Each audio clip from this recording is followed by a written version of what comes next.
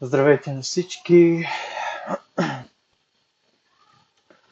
Добре дошли в канала LZ Trading. Нов е канала. Скоро започнах да качвам видеа. Така. Да ви покажа тук моите разсъждения върху графиката евро-долар. И евентуално ако открием някакъв ход, да мога да вляза. Вече изпуснах един. Но сега ще стигнем до там да ви покажа точно къде сгреших. Не съм влизал в, просто не влязох. Аз ще ви покажа. Тръгвам, както винаги, от дейли кендалите, всеки ден. Преди да започна каквото и да е било, първо проверявам дневната графика как изглежда. Все още е булиш тренда. Не мога да кажа, че е бериш, тъй като имаме higher high, higher low, higher high, higher low, higher high, higher low. И тук може пак да се каже higher high, тъй като това е с фитилите на кендалите, но е higher high, да. Така, бих приел за обръщане на тренда, ако този кендал, който е тук, така по-близо ще го... Ако този кендал тук премине ето тая червената линия, която е отдолу и остане, или по-скоро даже и тук това тяло на този кендал, ако го прескочи и остане вътре с тяло, това бих казал, че е обръщане. Тогава бих търгувал повече за сел. Въпреки че в момента тук тази част е доста с ликвидни зони и тази част тук е пълно с ликвидни зони. Като паднем по-малка графика ще се види това нещо. И е много добра позиция за сел до тук някъде. Защото тук има много събиране на ликвидна зона. Така.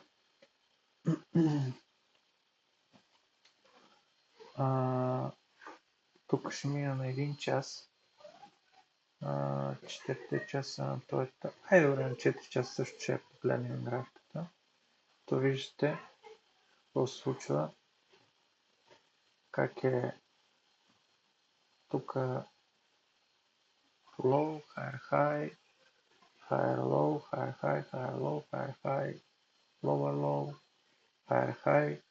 Имате отново, също тук имате, по-скоро преди този high имаме тук, higher high, спрямо този high, higher low, higher high, higher low, и тук имаме higher high, higher low. Съответно, си мислех за ето тези, тук тази част ликвидност. Тук също има двойни дана, но си мислих дали това нещо няма продължи надолу и да обере тук ликвидност, тогава да тръгне за нагоре. Защото аз в принцип много харесвам тая структура. Събирането тук в тая зона, ликвидна зона, събиране. За мен това е inducement зона.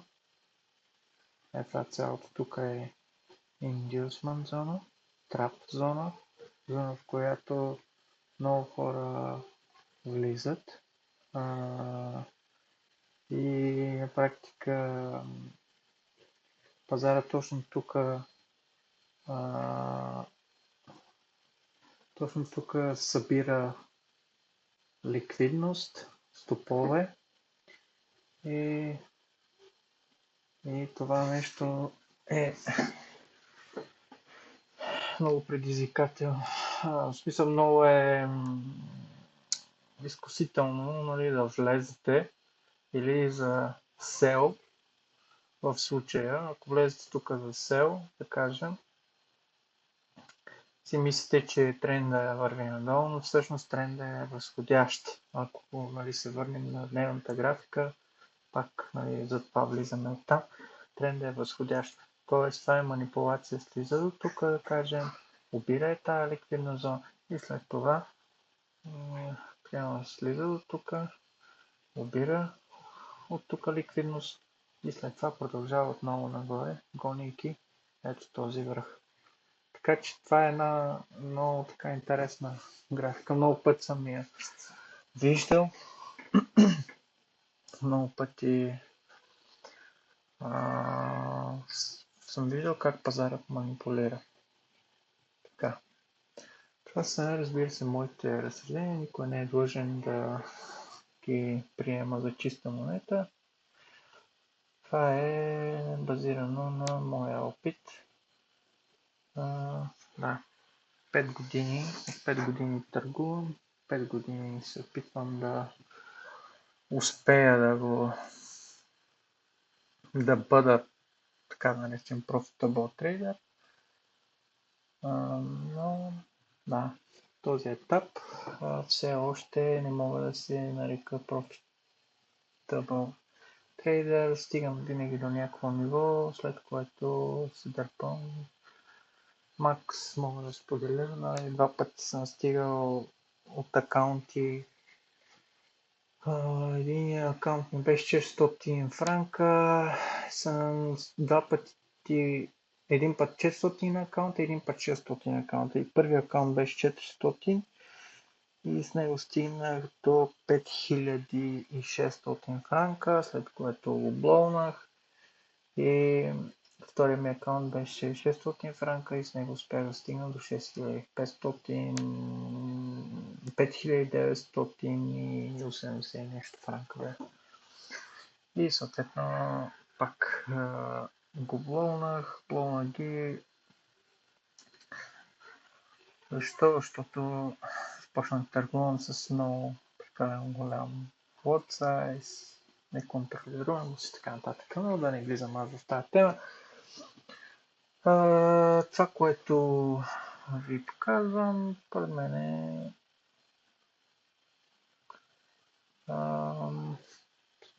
това ще се случи. Така че сега ще видим какво правя. Сега ще спусна тук на 1 час. На 1 час. Погледнем и на 1 час графика, как върви. Ето тук има един имбаланс, който е бил изпълнен ето от този кендъл. Тук е бил свършен. Махаме го. Махаме тази спонсорни 5 минути. Демон зона. Така. И какво се случва? Продължаваме да гледаме графиката. Така. Този свинг, ако хванем, high low. Евентуално да се пусне още надолу и да вземем тази ликвидна зона. Най-вероятно ще продължи да бъде bearish.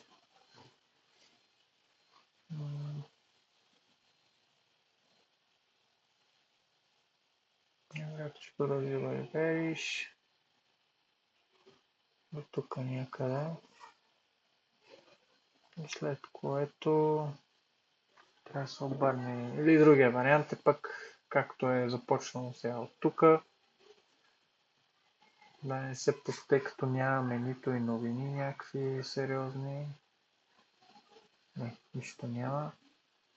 Днес така, да видим 15 минути какво се случва. Тук някакви бейби ликвидности е взимало.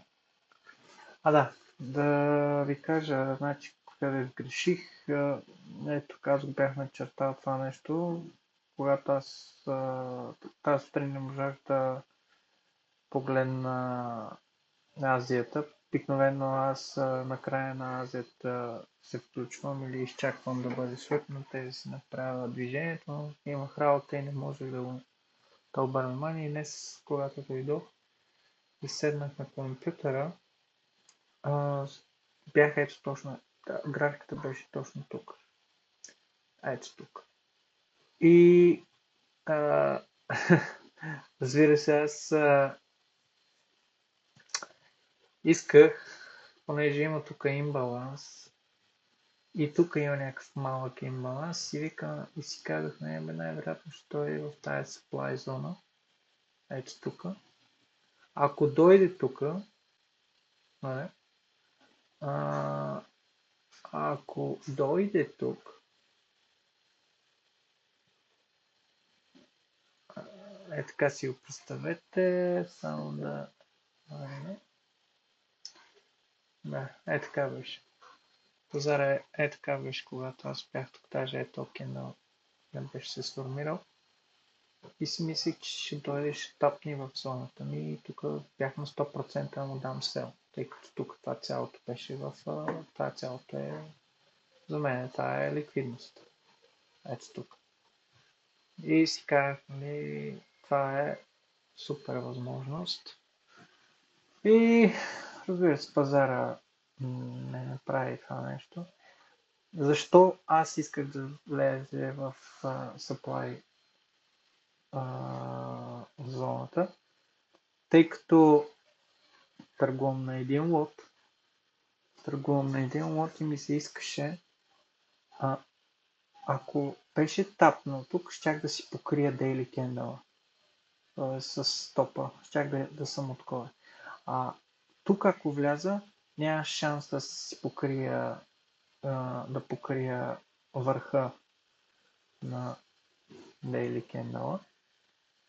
И това мене малко ме смущава, когато съм вътре. Искам и с повече да бъда винаги да покривам Daily Candle, който е от горната страна. Затова имам тук тази графика и следа, нали. Затова имам този индикатор и от риск, казва. Да, и затова не го направих и съответно само гледам пазара след това, нали. Какво се случва? Цък и точно къде отиде? Точно там, където бях направил диманерията си. Казах, тук е така ще стигна със сигурност. И така стана. И сега станах извън сделката. Така.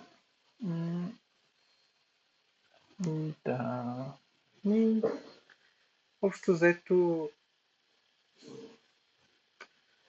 ми се иска повече да виждам, примерно, да има консолидация, свипване и тогава, нали, да тръгвам, да влизам. Аз този принцип търгувам и след като има консолидация, изчаквам да бъде, ако е да кажем, ако е тук е така, ще демонстрирам, ако примерно е тук е така, сега се случва е това нещо, винаги изчаквам, ако съм за бай, винаги изчаквам да свипне цялата консолидация, след това бързо да се върне отново в рейнджа тук, който е, да кажем. Изчаквам бързо да дойде тук. Ако той е тук и ми това случва, и това се случи, да кажем, да е на дъното на Daily Candle, и аз слагам стопа, да кажем, тук и съответно изчаквам да се качи нагоре. Това ми е, това е една от стратегиите, които имам. И другата е supply и demand ериите, но последно време доста отдавна,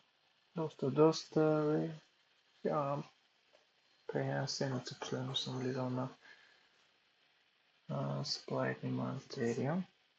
Ето, както видяхте, тук се опитах това нещо да стане, не ми се получи на supply и не се получи. Така че най-така уверено се чувствам, когато има консолидация и когато е супни и изчакам да се върне в рейнджа. Тогава се чувствам много окей. И мога така уверено влизам. След на сега ми се иска тук да почне да консолидира, да свипне, да се върне.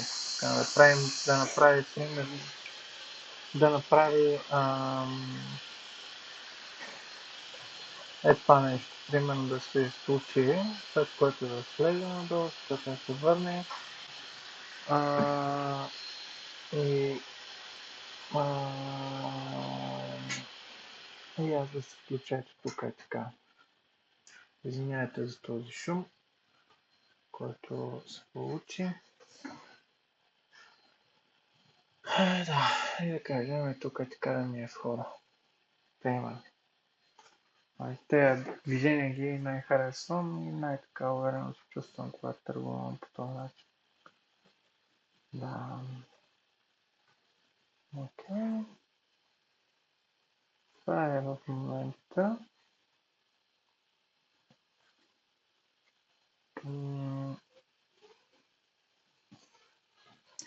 Той на Ню Йорк. Честно ви кажа, това, което съм забелязал е, че Ню Йорк обикновено в началото, когато отвори, да кажем, при мен 2 часа отваря Ню Йорк.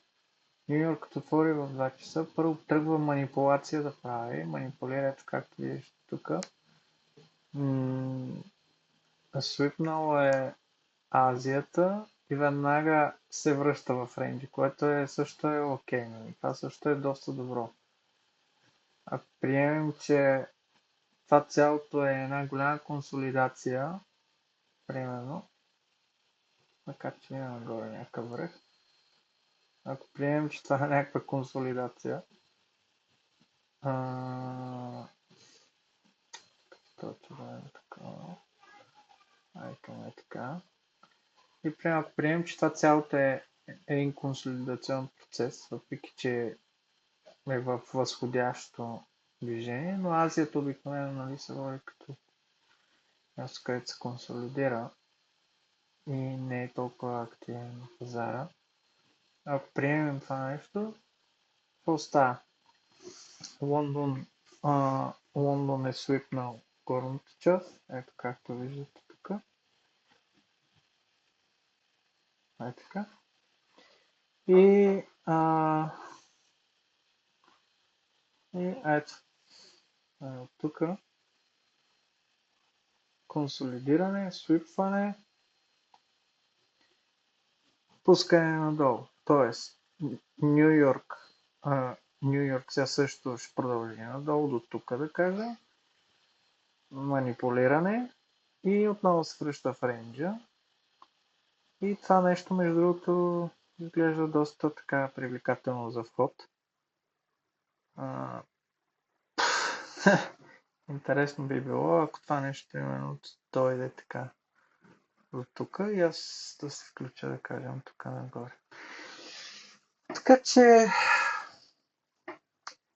никога не може да кажем 100% какво ще стане. Тук има също така и шифтване, смяна на характера.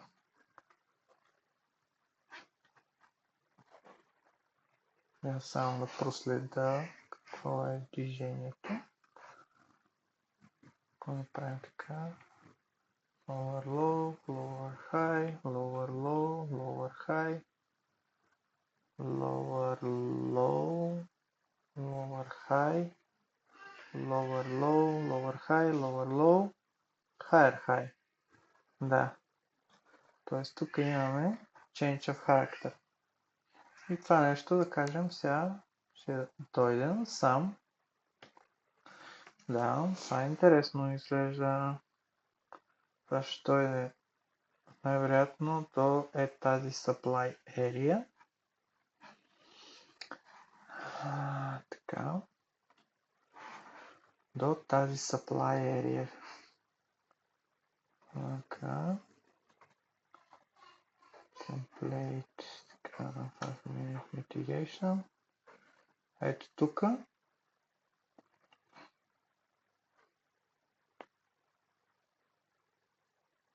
Тук да видим дали ще има реакция.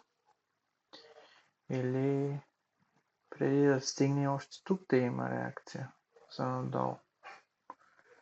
И съответно, къде имаме консолидацийка? Значи тук имаме demand area, ако така мога да се изразя. Ето тук.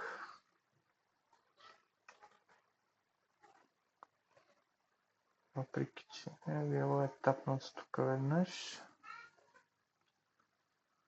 А така на 5 минути.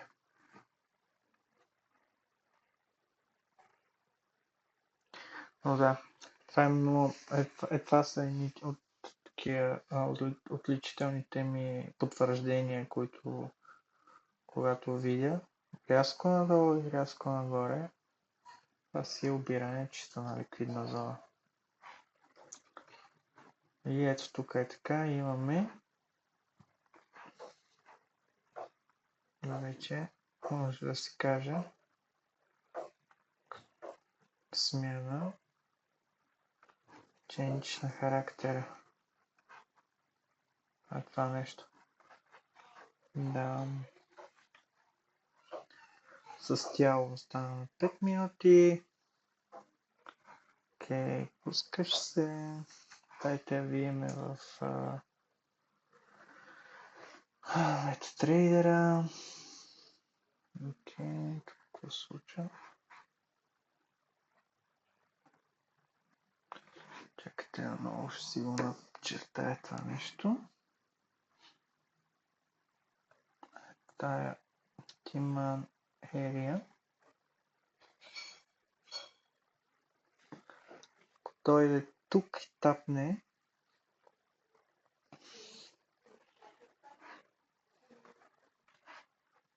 да, след тази смяна тук, ако дойде тук и тапне, бих се включил.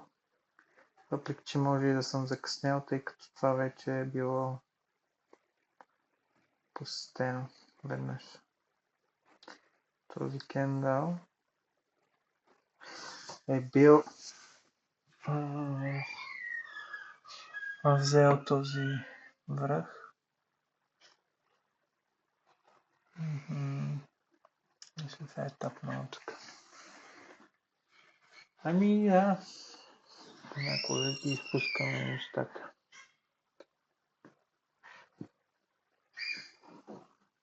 Така, акаунта ми е 657 франка.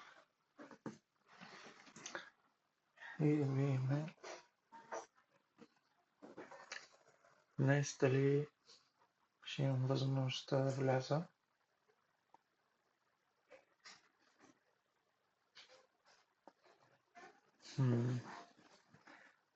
Да.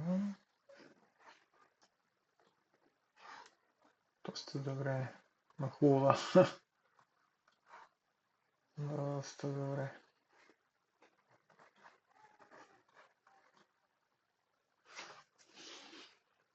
Така. Аз си правя входовете на 5 минути, скалпинг скалпвам, така че не съм swing трейдър, изпичам бързо да влизам и бързо да излизам и 1 към 1, 1 към 1,5, 1 към 2 търгувам.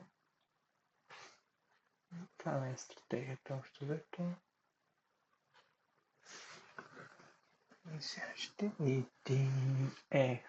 Как помпиш. Сто добре помпиш.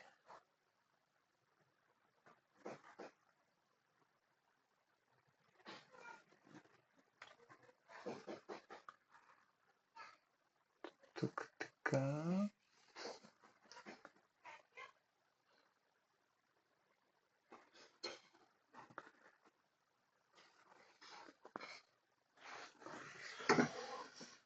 Ай, ако премине, ще е добре да... Ще е добре това нещо, което е го е счупило, корекция да направя и тук да имаме възможността да се включим. Без да бързаме, да, помпи в момента, добре да се движи нагоре. Но търпение трябва да имам. Много съм си патил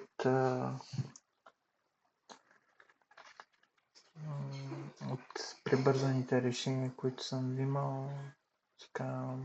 Винаги съм си казал, сега е момента, влизам в вълната, трябва ето върви и всъщност не се получава така точно както искам. Или съм взет от ликвидност, или да, стоп-аут. Така. Много пъти след това ми влияе доста неприятно.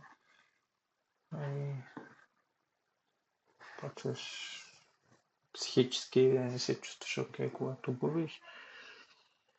И сега съм си променил тотално стила вече на търгуване, максимално на едно и половина, две и съм аут. Или break-even. Ако върви и виждам, че е помпи, да кажем, да, окей, ще стана. Но примерно, да кажем, има го и другото. На един лот, когато търгувам, с акаунт 650 франка. Но по този начин се вдига, според мен добре се вдига. Риска ми е около 4%, 5% там някъде. Така търгувам. Разбира се, не го давам като пример хората да почнат по този начин да търгуват и далеч съм от това нещо. И никой не окуражавам, правете така, както аз правя. Всеки да си намери своето. И така, както се чувства най-добре, така да търгува. Да. Има достатъчно гурута в интернет, хора, които може да следите, гледате, примери дават и така нататък. Аз не се смятам за такъв, с 2-3 клипа в интернет, не съм изобщо такъв, просто споделям моите размисления. И между другото, да ви кажа честно, аз самия също се чувствам и по-отговорен върху когато трейдвам върху трейда. Така че, когато споделям резултатите, някакси все една идея съм по-дисциплиниран, може би. Което е окей.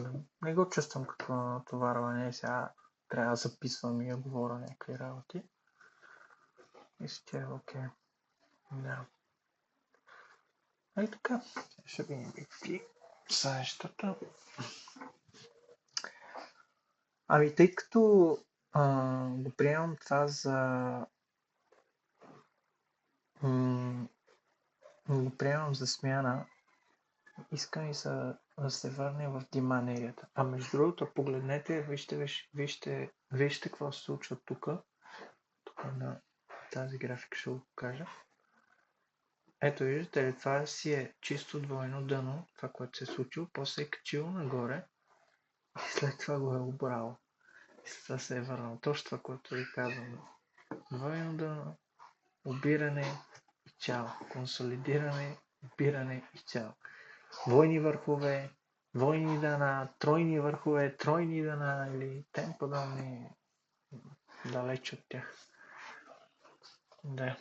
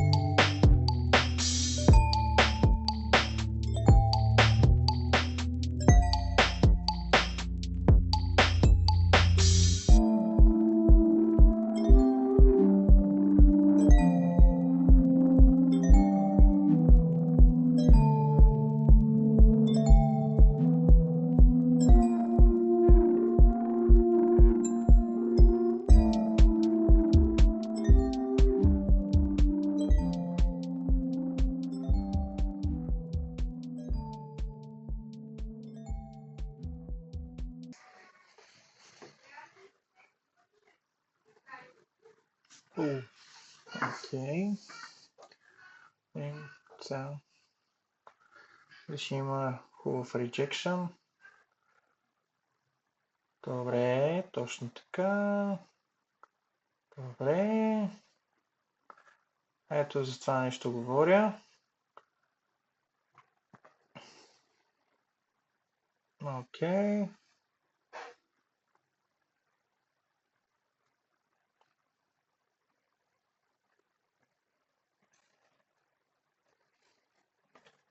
Добре. Имаме rejection. Стъпа го слагаме тук.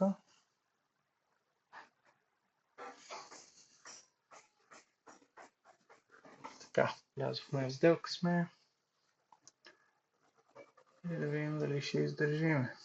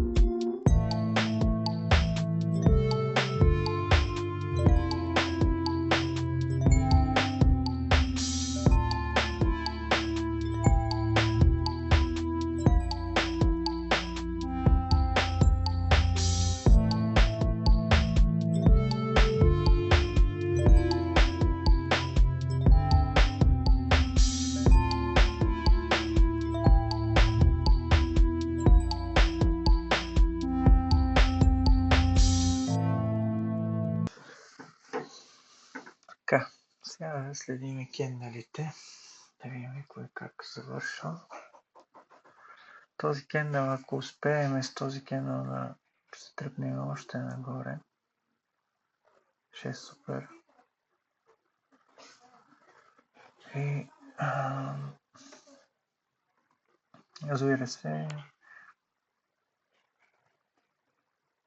ако ревърсне и прескочи тези, да, така ще направим стопа и тук, така ще го сложим малко, тук така. От тук надолу няма смисъл, не виждам и смисъл, нали, защо да, ако прескочи надолу, право го анулирам, се прекъсвам, тъй като няма смисъл да държа някакъв трейд, който помпи надолу. Ако посоката ти е нагоре, тогава или си прав, или не си. Но да, този кендъл е много така важен за мен, да може да стигне поне тук някъде.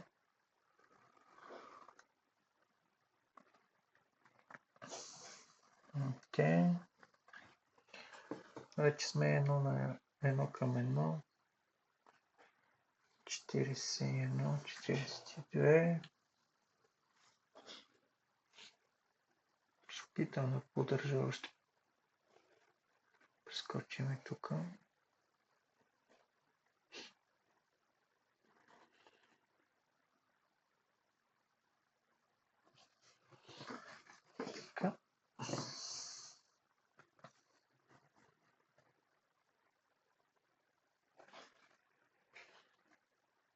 И другия вариант е, чакайте я махна. Тая зона ще я махна.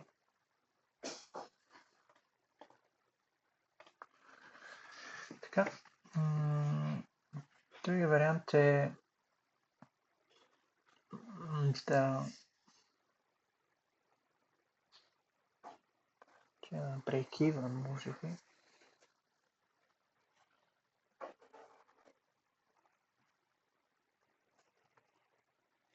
Доста предпазливо гледам.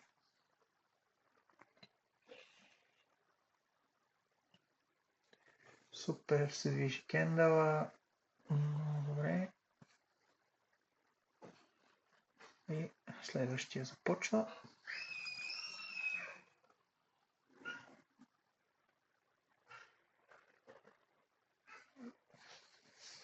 Добре.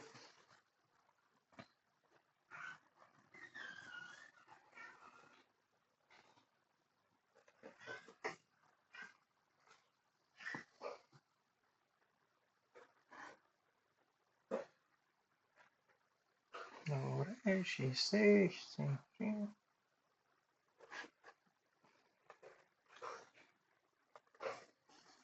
Тук може да се дръпнем. Тук едно може да се върне сега и да тества тук.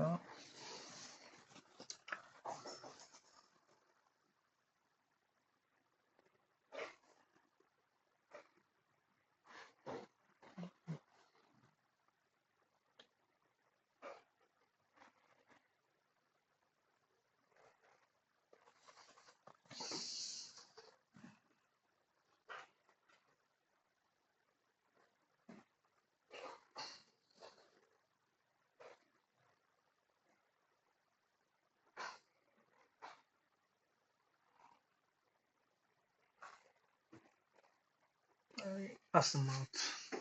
Окей. Аз съм аут. Да.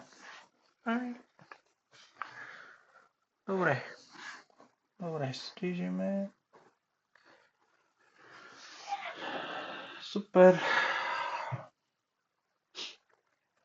Както ви казах, около 30, 35, 40 франка ми е стопа. Изкарахме History 66. Едно към едно, в началото още го казах, едно към едно или едно към едно и половина, някога де, тъй като